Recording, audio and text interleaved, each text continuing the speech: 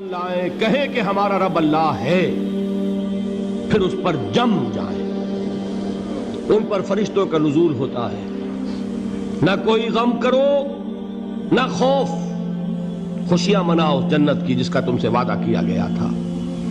اللہ کی ربوبیت پر اطمینان جب انسان کو ہو جاتا، میرا رب اللہ ہے، ربی اللہ، انسان کے لیے نہ کوئی کھٹکا، نہ کوئی خطرہ، نہ کوئی خوف، نہ کوئی حزن۔ جو کچھ ہو رہا ہے کس کے اذن سے ہو رہا ہے؟ اللہ کے اذن سے۔ اللہ کے اذن کے بغیر پتا تک نہیں ہلتا۔ یہ کوئی اندھا بہرا مادہ نہیں ہے جس سے مجھے کوئی خوف ہو۔ اندھا بھینسا چلا آ رہا ہو اس سے تو ڈرنے کا ہر انسان کو ڈرنا چاہیے، نہ معلوم کس کو ٹکر مار دے۔ لیکن نہیں، اس کائنات کو چلانے والا ایک سمیع و بصیر خدا ہے، وہ جو میرا دوست ہے، میرا ولی ہے۔ اللہ ولی الذین آمنوا یخرجہم من الظلمات الی النور۔ اللہ اہل ایمان کا ولی ہے، ساتھی ہے، پشت پناہ ہے، مددگار ہے، حمایتی ہے۔ بتائیے جسے یقین ہو جائے کہ اللہ میرا مددگار، اللہ میرا محافظ، اللہ میرا پشت پناہ، اللہ میرا حمایتی، اس کے لیے کوئی خوف ہوگا؟ اس سے کوئی ڈر ہوگا؟ میں مثال دیا کرتا ہوں ایک بہت سادہ، پنجاب کے دیہات کی۔ وہ بڑا چودھری ہے اور کوئی غریب کسان ہے۔ اس غریب کسان کے جانوروں کو ہر وقت اندیشہ ہوگا چوری کا، کوئی میری بھینس کھول کر نہ لے جائے، کوئی میرا بیل کھول کر نہ لے جائے۔ لیکن جس کے بارے میں یہ سب کو معلوم ہو کہ وہ جو بڑا چودھری ہے وہ اس کا دوست ہے، اس کی بچیا کو کوئی خوف ہوگا؟ اس کی بھینس پر کوئی ہاتھ ڈالے گا؟ اسے کوئی اندیشہ ہوگا؟ نہیں۔ کیوں؟ کہ وہ بڑا چودھری، بڑا اس کا یہاں کا سردار، جاگیردار، سب کو معلوم ہے وہ میرا دوست ہے، کوئی میرے خلاف اقدام نہیں کر سکتا۔ اس دنیا میں یہ چھوٹی سی بات اگر آپ کے دلی اطمینان اور سکون کا باعث بن سکتی ہے تو ذرا تصور کیجئے۔ میں لفظ تصور استعمال کروں گا صرف اس لیے کہ اس کا ہم جس کو کہتے ہیں ادراک اور شعور کر نہیں سکتے، اگر کے ساتھ کر سکتے۔ اگر یقین ہو کہ اللہ میرا مددگار اور یقین ہو کہ اللہ ہر آن میرے ساتھ ہے، پھر کوئی خوف، کس کا خوف؟ کوئی شے اللہ سے بالاتر ہے؟ کوئی قوت اس سے زیادہ طاقتور ہے؟ کوئی اس کے ارادے کو بدلنے والا ہے؟ کوئی اس کی مشیت کے آڑے آنے والا ہے؟ یہی بات ہے جو حضور نے فرمائی۔ یہ ایمان کا حاصل ہے لب لباب، کہ دیکھو اچھی طرح اس بات کو ذہن نشین کر لو، اگر تمام انسان مل کر تمہیں کوئی نقصان پہنچانا چاہے نہیں پہنچا سکتے، مگر جو کچھ اللہ نے لکھ دیا ہو، اور تمام انسان مل کر تمہیں کوئی نفع پہنچانا چاہے نہیں پہنچا سکتے، مگر وہ شے جو اللہ نے طے کر دی۔ آپ پھر میں کہوں گا ذرا طاری کیجئے، اسے فرض کیجئے، اسے سوچئے۔ اگر اس حدیث پر ہمارا دل ٹھکا ہوا ہو تو کسی سے ڈر ہوگا؟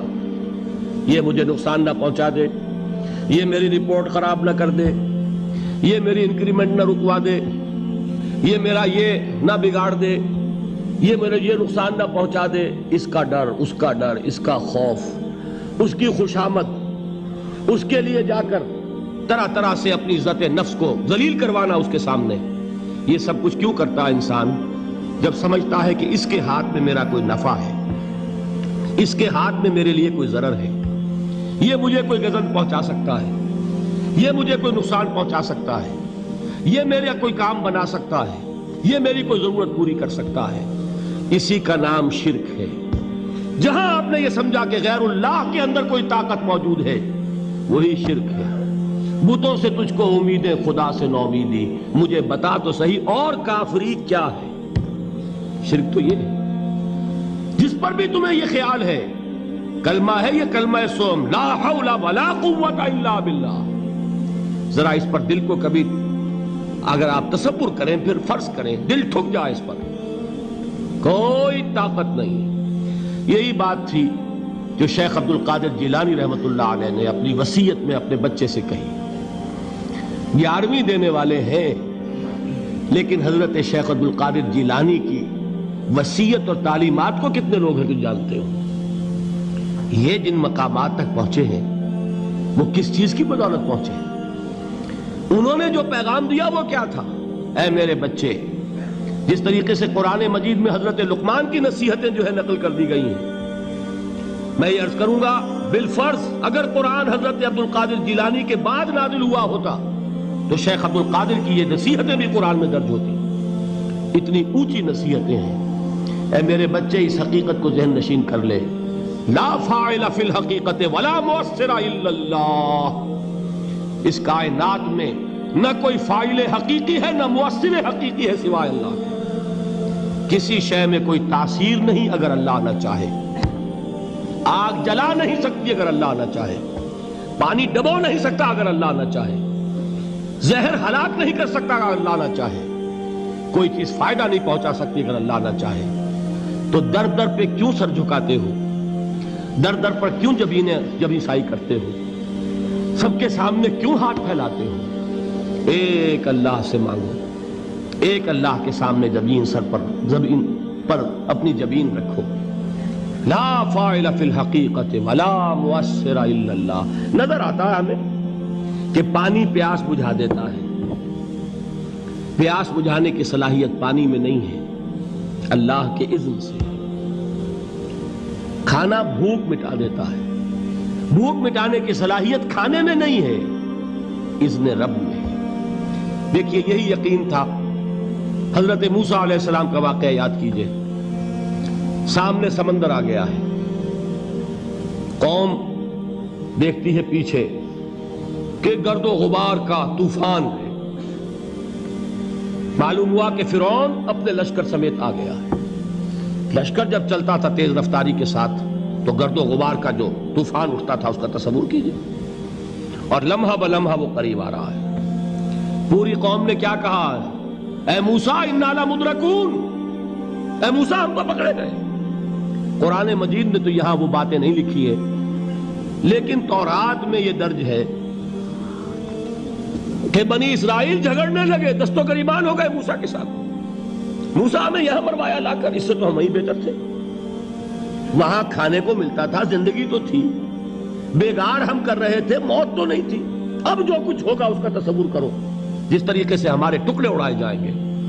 تو لڑ رہے ہیں حضرت موسیٰ علیہ السلام سے. یہ تورات کی تفصیل ہے. قرآن میں صرف اتنا آیا ہے، پریشان ہو کر انہوں نے کہا انا لمدرکون. موسیٰ ہم تو پکڑے گئے.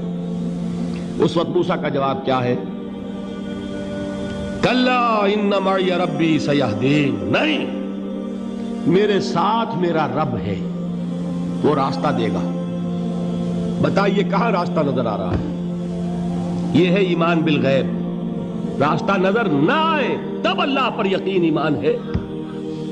جیب میں پیسے ہوں اور تب دل کو اطمینان ہے تو ایمان کس پر ہوا؟ پیسے پر، اللہ پر نہیں. جب وسائل و ذرائع نہ ہوں اور پھر یقین ہو کہ اللہ مسبب الاسباب ہے، وہ اسباب کا پابند نہیں ہے، وہ اسباب کا محتاج نہیں ہے، اسباب اس کے محتاج ہیں. اگر یہ یقین ہے تو اللہ پر ایمان ہے. یہ نہیں ہے تو تمہارا ایمان اسباب پر ہے، وسائل پر ہے، ذرائع پر ہے، مادیات پر ہے، اللہ پر نہیں. اس وقت کہاں راستہ تھا؟ کوئی راستہ تھا؟ سمندر ہے اور ادھر سے لشکر آ گیا ہے. کلا ان معی ربی سیہدین. اب دیکھیے ایمان کہہ دینا آسان ہے، ہوا معکم اینما کنتم. جہاں کہیں بھی تم ہوتے ہو اللہ تمہارے ساتھ ہوتا ہے. لیکن اس کا یقین قائم ہو جائے تو زمین و آسمان کا فرق واقع ہے.